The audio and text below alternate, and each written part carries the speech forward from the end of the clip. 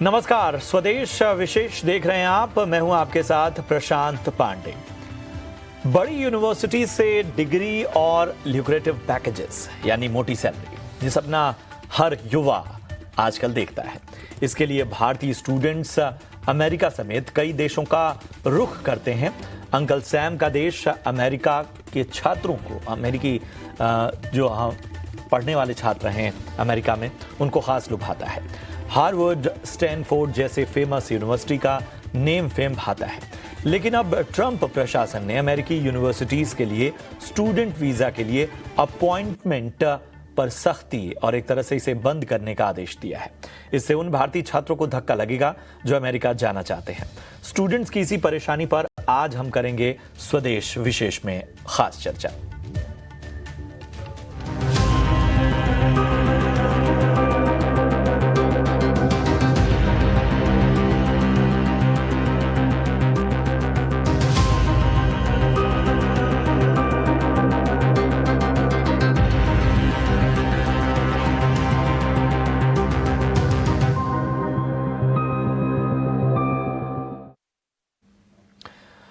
जी हां, अमेरिकी सरकार ने विदेशी छात्रों के नए वीजा इंटरव्यू पर रोक लगा दी है। विदेश मंत्री मार्को रूबियो ने इसे लेकर बाकायदा आदेश जारी किया। आदेश का उद्देश्य देश की यूनिवर्सिटीज में सुरक्षा बेहतर बनाना है, ये दलील दी गई। रूबियो ने दुनिया भर में अमेरिकी दूतावासों को यह आदेश जारी कर कहा है कि वो स्टूडेंट वीजा के लिए नए इंटरव्यू को शेड्यूल ना करें, क्योंकि ट्रंप सरकार अमेरिका आने वाले छात्रों के सोशल मीडिया प्रोफाइल की जांच को और सख्त करने जा रही है। उसकी और ज्यादा स्क्रीनिंग होने जा रही है, स्क्रूटनी होने जा रही है। जो अहम बातें हम आपको बता रहे हैं वो आप ग्राफिक्स के तौर पे भी देख पा रहे होंगे। और इस पे साफ तौर पर कहा है कि आवेदकों की, यानी जो अप्लाई करने वाले स्टूडेंट्स हैं, उनके सोशल मीडिया अकाउंट की गहन जांच की जाएगी। विदेश मंत्री मार्को रूबियो का बयान, स्टूडेंट वीजा के लिए जांच को और ज्यादा सख्त किया जाएगा, ये है। कई स्टूडेंट्स इससे पहले भी जो हैं वो निर्वासित किए गए। बड़ी तादाद में वीज़ा रद्द करने की भी खबरें आती रहीं जो हमने आपको बताई। और इन सब के बीच में ट्रंप सरकार के फैसलों पर वहाँ की कुछ अदालतों ने रोक भी लगाई है, जो आप खबरों में दे रहे हैं। हार्वर्ड यूनिवर्सिटी ने ट्रंप सरकार के फैसले को कोर्ट में चुनौती दी है। ऐसे में बहुत सारे सवाल उठते हैं। सवाल ये उठता है कि इस नीति के आखिर मायने क्या हैं, इस सख्ती के मायने क्या हैं? क्या ये सिर्फ सुरक्षा और बाकी पहलू हैं या इसके पीछे कोई और उद्देश्य है?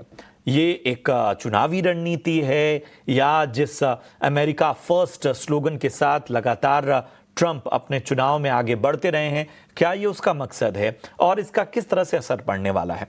इन सभी पहलुओं पर हम बात करेंगे। हमारे साथ खास मेहमान जुड़ रहे हैं। मैं परिचय करा दूं, हमारे साथ जितिन चावला हैं, जाने माने करियर काउंसलर हैं और विदेशों में जो छात्रों की पढ़ाई का मामला है उसके एक्सपर्ट हैं, करियर गुरु से ताल्लुक़ रखते हैं। इसके अलावा हमारे साथ डॉक्टर करण गुप्ता हैं, हार्वर्ड एलुमनाई रह चुके हैं, करियर काउंसलर हैं और फाउंडर और सीईओ हैं करण गुप्ता कंसल्टिंग के। हमारे साथ केपी फेवियन सर भी इस चर्चा में जुड़ रहे हैं। आप जाने माने डिप्लोमेट हैं, पूर्व राजनयिक हैं। बहुत बहुत शुक्रिया आप सभी का। और इसके साथ ही विदेश मामलों के जानकार और हमारे शोज़ की अक्सर शोभा बढ़ाने वाले पथिकृत पायने भी हमारे साथ इस चर्चा में जुड़ रहे हैं। आपका भी बहुत बहुत स्वागत। तो सबसे पहले मैं फेबियन सर आपके पास आना चाहूँगा। किस तरह से देख रहे हैं इस फैसले को? क्या ये राजनीतिक है या जिस तरह की दलीलें दी जा रही हैं, सुरक्षा कारण और बाकी चीजें, वो आपको नजर आता है, या आपको लगता है कि ये ट्रंप के उन्हीं अप्रत्याशित फैसलों में से है जिनके बारे में वो जाने जाते हैं कि उन्हें प्रेडिक्ट करना मुश्किल है? देखिए, सुरक्षा के बारे में मार्को रूबियो ने कहा कि हम चाहते नहीं है कि फॉरेन स्टूडेंट्स इधर आके हमारा लाइब्रेरी को सेट फायर करना है और पैलेस्टीनियन के लिए इसराइल के विरुद्ध कोई डेमोन्स्ट्रेशन करना है।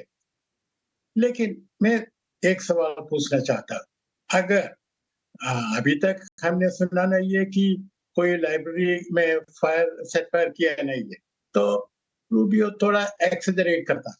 दूसरी बात है कि ये अगर एक डेमोन्स्ट्रेशन है पैलेस्टीनियन राइट्स के लिए और जो जेनोसाइड इसराइल कमिट करता है उसके विरुद्ध, कैसे अमेरिका का सिक्योरिटी इसमें शामिल है, तो थोड़ा इलॉजिकल है जो कुछ उन्होंने कहा। लेकिन हम ये समझता है कि ये भारत के विरुद्ध नहीं है, सारे लोग के विरुद्ध है और ये एकदम इम्पोर्टेंट मामला है। क्या हमारे नौजवान, हमारे स्टूडेंट्स अभी वीजा के लिए अप्लाई किया है, वो बाद में अप्लाई करना चाहते हैं, वो क्या करेंगे?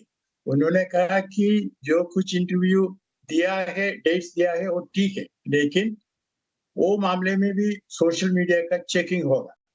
कितना टाइम लगेगा पता नहीं है। और मैंने कहाँ पे पढ़ा कि वो आर्टिफिशियल इंटेलिजेंस भी इस्तेमाल करेगा, तो बेशक बहुत टाइम लेगा नहीं। लेकिन सवाल है कि अमेरिका, ट्रम्प का अमेरिका फॉरेन स्टूडेंट्स को स्वागत करना चाहता नहीं है। और रूबियो भी और कहा है कि ये सच है कि अमेरिकन यूनिवर्सिटीज को फॉरेन स्टूडेंट्स के दौरान बहुत फाइनेंशियल सपोर्ट, $42 बिलियन मैंने पढ़ा, मिलता है। लेकिन वो कहा कि क्या बात है, वो कोई बात नहीं, क्योंकि ये यूनिवर्सिटीज के में बहुत पैसा है, तो ये बहुत मामला नहीं, बहुत महत्वपूर्ण नहीं है।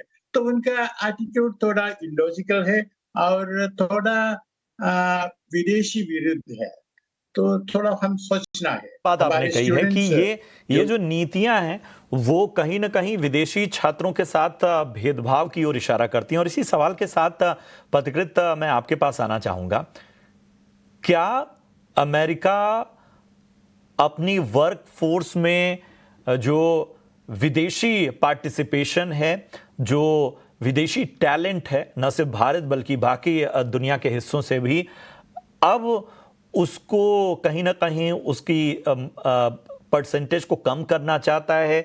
वो चाहता है कि वो आगे आने वाले वक्त में जिस स्लोगन के साथ वो जीत कर आए, जिसको बार बार वो दोहराते रहे हैं, क्या उसको वैलिडेट करने की कोशिश कर रहे हैं अपने इन फैसलों से?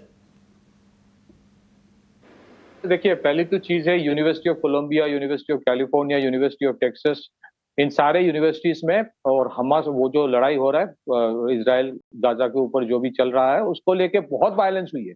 अगर कोई कहे कि कोई वायलेंस नहीं हुआ है तो वो that's not clear data, right data. तो वो वायलेंस जिस तरह से हो रहा है, आई थिंक कोई भी कंट्री, ये सरकार ये बोल सकता है कि मैं स्क्रूटिनी करूंगा कि जो आ रहा है उसका सोशल मीडिया प्रोफाइल क्या है। और मुझे लगता है ऐसे जो डिसीजंस होते हैं वो अल्टीमेटली लीगल स्क्रूटिनी में जाएगा, कोर्ट डिसाइड करेगा कि सही है कि गलत है। लेकिन किसी देश के पास ये डिसीजन लेने की तो अधिकार है ना कि मेरी university ground Jewish versus Hamas की लड़ाई की वो पटभूमिका नहीं हो सकता। आप किसी को अगर इजराइल के खिलाफ प्रोटेस्ट करना है, पैलेस्टाइन के पर सपोर्ट में बोलना है, तो पैलेस्टाइन जाके करे, पैलेस्टाइन जाके करे। यूनिवर्सिटीज डिस्कशंस के लिए होते हैं, वहां पे एकदम प्रोटेस्ट करने के लिए बैठ गए, एकदम आंदोलन हो गया, जिस तरह के आंदोलन जी भी हमारे देश में है, तो दे डोंट वांट दैट इस तरह से, so they will do the social media profiling. Second चीज है, देखिए अमेरिका अपने यूनिवर्सिटीज में क्या करे, अमेरिका वहां पे अमेरिकन को पढ़ाए और कितना दूसरों के लिए जगह दे, वो अमेरिका डिसाइड करेगा, वो अमेरिका की सरकार डिसाइड करेगा, वो हम लोग नहीं डिसाइड कर सकते। और हम लोग ये नहीं बोल सकते क्यों नहीं दे रहा है। That is a privilege, that is not a fundamental right. कोई इंडियन का ये फंडामेंटल राइट नहीं है कि उसको अमेरिकन यूनिवर्सिटीज में जगह मिले, वो प्रिविलेज है, वो चाहे वो तो देगा, वो उनके फॉरेन पॉलिसी है, you have to accept it. अगर आपको एक्सेप्ट नहीं करना है मत कीजिए, तो फिर आप वहां पे लिटिगेशन कीजिए, आप केस फाइल कीजिए। तीसरी चीज है, मैं इस चीज में बहुत, मैं खुद बाहर पढ़ के आया हूं, मैं नैनयांग टेक्नोलॉजी यूनिवर्सिटी सिंगापुर का छात्र था, तो ऐसा ना लगे कि मैं बाहर जाके पढ़ नहीं पाया, इसी वजह से मैं बोल रहा हूँ। So that's why I want to make it clear. मेरी बात यह है कि आज इंडिया एक $4 ट्रिलियन की इकोनॉमी है। हमारी अल्टीमेट ऑब्जेक्टिव ये होना चाहिए कि हमारे स्टूडेंट्स हमारे यूनिवर्सिटीज में पढ़े, हमें अपने यूनिवर्सिटीज को बेहतरीन बनाना है। कब तक इस देश के स्टूडेंट ये सोचे कि मैं जब तक हार्वर्ड नहीं जाऊंगा तब तक मेरी एजुकेशन कंप्लीट नहीं होगा, और मुझे सक्सेसफुल बनना है तो हार्वर्ड ही जाना है। यहाँ इसरो से शुरू करके बहुत सारे बड़े बड़े कंपनीज है जिनके फाउंडर कभी बाहर गए नहीं पढ़ाई के लिए। सो आई थिंक हमारी मानसिकता में कुछ प्रॉब्लम है। कि हमें वी स्टिल बिलीव कि बाहर जाके जब तक पढ़ाई नहीं करेंगे तो हमें वो एलीट स्टेटस का वो नहीं मिलेगा। एंड आई रेस्पेक्ट जो लोग बाहर जाके पढ़ाई करके आए हैं, वहां पे बहुत लोग सक्सेसफुल हुए, आई रेस्पेक्ट दैट। लेकिन ऐसा नहीं है कि कल अगर अमेरिका कोई पाबंदी लगा दे तो परसों से इंडिया तरक्की करना बंद कर दे। तो we have to be very clear कि हमारी प्रायोरिटीज क्या है। सरकार के लिए, इंडियन गवर्नमेंट के लिए प्रायोरिटी नहीं हो सकता। गवर्नमेंट की प्रायोरिटी क्या होगी कि हमारी यूनिवर्सिटीज बेहतर करे। मैं तो चाहता हूं कि हमारे सरकारी यूनिवर्सिटीज और बेहतर है करे, बेहतर बनाए जाए, जिस तरह की प्रॉब्लम्स अगर है उसको सुधारे जाए। और इंडिया में जिस तरह की प्राइवेट यूनिवर्सिटीज है, प्राइवेट यूनिवर्सिटीज 10 गुना बढ़े, वहां पे जैसे आईवी लीग यूनिवर्सिटीज होते हैं उस तरह के आईवी लीग यूनिवर्सिटीज इंडिया में बने।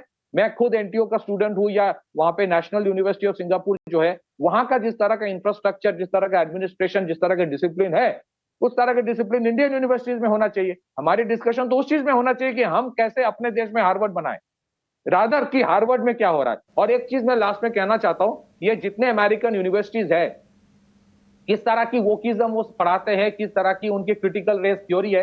हार्वर्ड की क्रिटिकल रेस थ्योरी क्या है, वो राजीव मल्होत्रा का जी का जो बुक है स्नेक्स इन द गंगा, उसमें क्लियर तरीके से उसके बारे में जिक्र किया गया है। और किस तरह से वो लोग फॉल्ट लाइंस तैयार करते हैं डेवलपिंग देशों में, ये क्लियर बनाया गया है। अगर अमेरिका का सरकार उसके खिलाफ है तो कम से कम I support that. And last but not the least, it is important to understand कि अल्टीमेटली अमेरिकन गवर्नमेंट अगर कहीं पे फंडिंग दे रहा है तो American government will decide what is whether they want to do it और नॉट। इसमें Valid ये point. कहना कि नहीं नहीं, that is we have to understand. और अगर किसी को फिर भी बाहर जाके पढ़ना है, आपके पास ऑप्शंस और भी है, आपके पास ऑप्शंस और भी है। और हार्वर्ड यूनिवर्सिटी, बहुत सारी यूनिवर्सिटीज में आप देखिए, पहलगाम टेरर अटैक के बाद वहां पे एक साउथ एशिया इंस्टीट्यूट है हार्वर्ड में, वहां पे पाकिस्तानी ऐसे लोगों को बुलाया गया था, सेपरेटिस्ट, सेसेशनिस्ट और सेपरेटिस्ट, या फिर वो पाकिस्तान वो वहां पे डिस्कस कर रहा है कि कश्मीर के ऊपर की इंडिया वाज रॉन्ग। इस तरह के डिस्कशन जहां होता है, इस तरह के डिस्कशन जहां इंकरेज करते हैं, वैसे यूनिवर्सिटीज को हमें जाना ही नहीं चाहिए।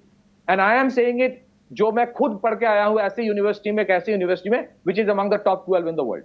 तो मेरे देश के बिल्कुल, sovereignty को, मेरे देश शायद के समय ये आ गया है कि हमें अब अपने यूनिवर्सिटीज, अपने शैक्षणिक संस्थानों को उस स्तर का बनाना होगा और दिलचस्पी भी जगानी होगी। जितिन चावला हमारे साथ जुड़े हुए हैं, जाने माने करियर काउंसलर। जितिन जी, इस तरह के जब फैसले आते हैं, जाहिर सी बात है कि आप लोगों तक तो तमाम सवाल आते होंगे, बहुत सारी बेचैनी, क्योंकि कई बार फैसले जो होते हैं उनकी तमाम बारीक बातें स्टूडेंट तक पहुंचने में समय भी लगता है, उनको सही तरीके से जैसा इंटरप्रेट करने में भी कई मुश्किलें आती हैं और कई सारे अलग अलग पर्सपेक्टिव निकलकर सामने आते हैं। मौजूदा स्थिति को कैसे देख रहे हैं?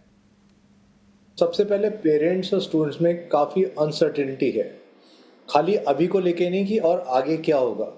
क्योंकि हमारे पास 3 टाइप्स के पेरेंट्स होते हैं। एक जो कहते हैं बेटा आप जाओ पढ़ो, उसके बाद 1 आध साल काम करो, उसके नहीं तो वापस आ जाओ। So they are well placed business families, they say not a problem, you go and you come back. दूसरे होते हैं जो लोग कहते हैं नहीं हम जाएंगे and we want to build up a life there, I want a PR. So again, I mean getting a PR in US is difficult, काफ़ी मुश्किल है। और तीसरे ऐसे पेरेंट्स होते हैं जो कहते हैं कि भाई वो बच्चे ने काफ़ी स्ट्रगल किया है, इवन पेरेंट का ही लोन लेके और फिर जा रहे हैं, उनको भी वहीं पर जॉब्स चाहिए and they want to stay and maybe move to other countries also. तो एक तो ये बात हो गई। डेफिनेटली जिस दिन से ये आया उस दिन से पेरेंट्स के कॉल्स हमारे एकदम से खूब आने लग गए कि भाई क्या करना चाहिए, कैसे सोचना चाहिए। अभी भी जिन लोगों का वीसा आ गया वो लोग तो प्रोग्रेस कर ही रहे हैं, क्योंकि हम कुछ भी कहें लेकिन यूएस यूनिवर्सिटीज़ ने अपनी ब्रांडिंग करके, अपना नाम करके, they are seen to be top university in the world. I was student going to Harvard Kennedy School, मेरे एक स्टूडेंट येल जा रहा है। तो इस तरह से जो स्टूडेंट जा रहे हैं, ये नहीं है कि और कंट्रीज़ नहीं, LSE जा रहे हैं, 16 बच्चे यूनिवर्सिटी ऑफ मेलबर्न जा रहे हैं। तो अच्छी यूनिवर्सिटीज़ में जाते हैं बच्चे, सब तरफ जाते हैं, सब अपने अपने तरीक़ों से एवेल्यूएट करते हैं। But US is still seen to be the holy Mecca, मतलब सबसे लार्जेस्ट सिस्टम ऑफ एजुकेशन, तो लोग अट्रैक्ट होते हैं। दूसरा प्रॉब्लम ये इशू आएगा कि क्या अभी जो कंडीशंस हैं क्या यही हैं और इसके आगे तो नहीं लगने वाली हैं? क्या भाई कल को कोई और कोटा लग जाए कि वहाँ पर ये नहीं कर सकते, वो नहीं कर सकते। अभी कह रहे हैं भाई हम सोशल मीडिया की स्क्रूटनी होगी, तो प्राइवेसी कंसर्न भी है। भाई मैं अपने सोशल मीडिया प्राइवेटली कुछ भी करूं, लेकिन मेरा हो सकता है पब्लिक सोशल अकाउंट अलग होना चाहिए, तो मेरा सोशल मीडिया अकाउंट भी चेक हो सकता है, मेरा कुछ और भी। तो वो चीज़ बहुत ज़्यादा अनसर्टेन है and parents are really worried whether we should go for it or not. We tried to speak to embassy people also. तो वो लोग भी कह रहे हैं कि अभी हमें समझने दो, अभी हमें 6-7 दिन का टाइम दो, then we'll be able to share कि कैसे क्या होगा. लेकिन दूसरी कंट्रीज़ को डेफिनेटली स्टूडेंट्स को इवेल्युएट करना चाहिए. काफ़ी स्टूडेंट्स अपना मन बना चुके हैं स्टडी अब्रॉड का, और हाँ, अगर इंडिया में भी अच्छी जगह है तो ऑब्वियसली वो भी अच्छी बात है. But otherwise Japan is quite upcoming. Japanese universities visit कर रही हैं India. Japan has a geriatric population, old population, तो वहाँ पर हमारे लिए अपॉर्चुनिटीज़ हैं. नीदरलैंड्स बच्चा जाता है, आयरलैंड स्टूडेंट जाते हैं, Finland you can get a PR in 4 years. Finland has top 3% university in the world. बल्कि हमारे एजुकेशन मिनिस्टर्स यहाँ दिल्ली से भी लेके गए हैं टीचर्स को फिनलैंड को देखने के लिए, वहाँ के एजुकेशन सिस्टम को समझने के लिए. हेल्सिंकी स्कूल ऑफ बिजनेस है, ऑल्टो है. लास्ट ईयर मेरा एक स्टूडेंट गया वहाँ पर क्वांटम कंप्यूटिंग के लिए विद 100% स्कॉलरशिप. फिनलैंड में बहुत स्कॉलरशिप्स हैं. जर्मनी काफ़ी बच्चा जाता है, पोस्ट ग्रेजुएट बच्चा, और इवन काफ़ी सारे लोग हेल्प करने लग गए हैं जर्मनी के लिए, जो कि पहले के टाइम में नहीं था. तो Germany I think again is growing as a destination. Jobs भी हैं, स्टे बैक भी है, एंड सो ऑन. तो अगर मैं एक स्टूडेंट हूँ आज की डेट में, तो एक तो मैं इवेल्युएट करूँगा कि भाई कहाँ क्या और मेरे ऑब्जेक्टिव्स क्या हैं. And second, I will also research on places and may be keep, खाली एक जगह नहीं रखूँगा, मे बी कीप 3 प्लेसेज कि मेरा पहली जगह ये है जहाँ मैं जाना चाहता हूँ, second backup option, third backup option. क्यों? दुनिया बहुत ज़्यादा अनसर्टेन हो गई. कोरोना के बाद से somehow some things have happened that today we face a very uncertain world. The only way to combat is to keep other options open for you. So that's how I would say. ये जो पूरी दुनिया में एक बदलाव और गैर भरोसे का एक जो माहौल बना है और एक तरह का जो टकराव वाली स्थिति बन रही है, इसमें कहीं ना कहीं हमें सिर्फ एक नहीं बल्कि कई विकल्पों पर भी विचार करना होगा. हमारे पास प्लान ए के बाद प्लान बी होता था, हमें शायद plan D, plan C, plan D, और अगर और भी हमारे पास बैकअप प्लान हो उन पर भी विचार करना होगा. बहुत अच्छे इंसाइट्स जितिन जी आपने दिए. करण, मैं आपके पास आना चाहूँगा. एक सवाल ये उठता है कि इस तरह के कदमों से क्या अमेरिका की जो ग्लोबल एजुकेशन हब वाली छवि है उसको नुकसान पहुंचेगा? डिसइंटरेस्ट देख रहे हैं क्या? मतलब जैसे जितिन बता रहे थे कि बहुत से और भी विकल्प हैं, क्या इस तरह का शिफ्ट नजर आ रहा है या अभी भी अमेरिका में पढ़ना सबसे पहला सपना है? थैंक यू प्रशांत. ये बहुत ही इंपॉर्टेंट क्वेश्चन है और बहुत ही इंपॉर्टेंट डिस्कशन चल रही है. प्रॉब्लम तो सबने डिस्कस कर ही ली है. हार्वर्ड में जो प्रॉब्लम है, हार्वर्ड ने बहुत क्लियरली बोल दिया है कि जो हम फ्री स्पीच मानते हैं वो हम नहीं छोड़ने वाले हैं. हम कंसंट्रेट करने वाले हैं, हम स्टूडेंट के लिए स्टैंड करने वाले हैं. कौन गलत है इसमें, कौन सही है इसमें, वो डिस्कशन हम नहीं कर रहे हैं. लेकिन जो प्रोसेस है, स्टूडेंट्स अभी भी जा रहे हैं. हार्वर्ड के स्टूडेंट्स अभी भी जो पहले बोला गया था कि उनको वीजा नहीं मिलने वाला है, जो बोला गया था कि हार्वर्ड के बच्चों जो करंटली कैंपस पे है उनको छोड़ना पड़ेगा, वो सब नहीं हो रहा है. सो जैसे पहला सिस्टम था वो वैसा ही चल रहा है. दूसरा है यूएस वीजा का प्रॉब्लम जो अभी चल रहा है. यूएस वीजा अपॉइंटमेंट्स, ये जो नई चीज जो लोग बात कर रहे हैं कि सोशल मीडिया प्रोफाइल चेक करेंगे, ये बहुत सालों से चल रहे हैं. पास 2019 में ये इंट्रोड्यूस हुआ था कि when you apply for your US visa, same time पे आप अपने सोशल मीडिया के हैंडल्स भी डिक्लेयर करेंगे. अभी फर्क सिर्फ इतना है कि अब उसकी बहुत डीप जांच होगी. अगर आप कुछ भी पैलेस्टाइन के प्रो हो, आप यूएस के एंटी हो, आप कोई ग्रुप सपोर्ट कर रहे हो जो यूएस सहमत नहीं करता है, आपको शायद वीजा नहीं मिलेगा. ये सारे डिटेल्स अभी चेक होने वाले हैं. ये सिर्फ फर्क आया है अभी. जो आपका मेन क्वेश्चन है कि are students still interested in the US, पूरी दुनिया में टॉप यूनिवर्सिटी सब जगह है. स्टूडेंट्स को अच्छा करियर चाहिए, लेकिन जब वो सोचते हैं कि ठीक है मैं इंडिया में पढ़ूंगा, मेरे पास 99% मार्क्स है, लेकिन मेरे को इंडिया में टॉप यूनिवर्सिटीज में एडमिशन ही नहीं मिल रही है, तो मैं क्या करूं? उनको दुनिया के टॉप यूनिवर्सिटीज में जाना है, एंड दुनिया की सबसे ज्यादा टॉप यूनिवर्सिटीज यूएस में है. तो अभी भी जो माइंडसेट है लोगों का, जो पेरेंट्स का माइंडसेट है, वो यही बोल रहे हैं कि हमें यूएस ही जाना है, हमें यूएस में ही पढ़ना है. तो I am not seeing a shift. मैं भी देख रहा हूँ कि लोग बोल रहे हैं कि मुझे ये कंट्री जाना है कि वो कंट्री जाना है. हाँ, लेकिन ये शिफ्ट जरूर हुआ है. जैसे आप बोल रहे थे, plan B, plan B, plan C, जहां लोग बोल रहे हैं कि ठीक है यूएस में अप्लाई करते हैं, लेकिन यूके में भी एप्लीकेशन डाल दो, सिंगापुर में भी डाल दो, ऑस्ट्रेलिया में भी डाल दो, और इंडिया में भी ट्राई करेंगे हम. लेकिन स्टूडेंट्स और पेरेंट्स को मालूम है कि हम सब ठीक कर सकते हैं, we can get the best grades, हम 2 साल पढ़ाई कर सकते हैं, लेकिन इंडिया की टॉप यूनिवर्सिटीज में एडमिशन मिलना इतना मुश्किल है कि कुछ पेरेंट्स बोलते हैं कि चलो हार्वर्ड स्टैनफोर्ड तो बैकअप हो जाएगी, अगर इंडिया की आईआईएम्स या आईआईटीज में एडमिशन मिल जाए तो पहले हम वो ले लेंगे। तो answer your question, yes, US ये बहुत बड़ी बात है, और ये शायद बहुत बड़ा फर्क है जो शायद जो लोग प्रैक्टिकली फील कर रहे हैं इस कॉम्पिटिटिव वर्ल्ड में, वो शायद इससे बेहतर व्यू नहीं हो सकता है। फेबियन सर, मैं आपके पास आना चाहूँगा। अब ऐसे में स्टूडेंट अगर कंफ्यूज हो जाता है, स्टूडेंट्स पैनिक होता है, तो फिर उसके पास ऑप्शन क्या बचते हैं? और दूसरा ये है कि जो स्थितियां हैं उसमें हमेशा से ये होता है कि अब सरकार इसमें क्या करेगी, या अगर किसी तरह का दबाव होता है तो फिर हमारे पास क्या कुछ ऑप्शन बचते हैं? स्टूडेंट्स के पैनिक में बारे में ऐसा है, अगर मैं एक स्टूडेंट है तो मैं दूसरी जगहों में भी अप्लाई करेगा। हमारे अमेरिकन एप्लीकेशन प्रोसेसिंग हो रहा है, लेकिन मैं ऑस्ट्रेलिया, कनाडा, जर्मनी, दूसरी जगह भी अप्लाई करेगा। सरकार के का क्या कर सकता है? मेरे ख्याल से जैसे मैंने कहा, ये अमेरिका का एक पॉलिसी है, डायरेक्टेड अगेंस्ट नॉट इंडिया। ये यूनिवर्सल पॉलिसी है, इसलिए भारत अमेरिका से इस बारे में बातचीत करने से कोई फायदा नहीं होगा। तीसरा है कि मार्को रूबियो ने कहा कि एक प्रिविलेज है अमेरिका में पढ़ने के लिए। ठीक है, लेकिन थोड़ा कंफ्यूजन है। अगर मुझे हार्वर्ड यूनिवर्सिटी में एडमिशन मिलना है, वो हार्वर्ड यूनिवर्सिटी का प्रिविलेज है, मार्को रूबियो का प्रिविलेज नहीं है। उनका प्रिविलेज क्या है? वीजा देने के लिए, वो ठीक है, लेकिन स्टूडेंट्स का हार्वर्ड यूनिवर्सिटी में पढ़ना वो दूसरी बात है। तो बहुत कंफ्यूजन है अमेरिका में, अमेरिका के ऑफिशियल स्टैंड में। ये हम सोच रहे हैं। लास्ट थिंग, एकदम महत्वपूर्ण provision in the American constitution is that the president is there only for 4 years and he or she cannot be there for a third term. So let us wait a little. Meanwhile, let us look out at all other options.